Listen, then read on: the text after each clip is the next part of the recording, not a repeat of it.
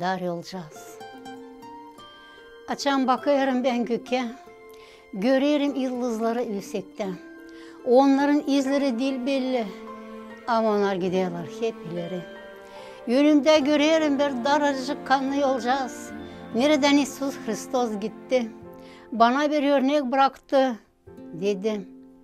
Kim bu yolcuzdan gidecek? Benimle rayda olacak. Kim o geniş yoldan gidecek? Diveçten divece zeytlenecek. O yolcuza baktıkçasına canım acır. Göğsünde yürek düğüler. O yolcağız, dar olacağız. Nereden sen çek ettin?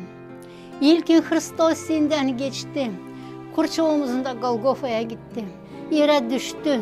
Sana hem bana kurtulmak getirdi. Ve Hristos dedi, kim bu darıcık yoldan gidecek? Rayda benimle olacak. Ana adamla Niyava kaybettiler. Açan o geniş yolda aldılar. O raydan uğradılar. Bir darıcık yol görüyorum önümde. Pek çok yaşlar döküldü onda.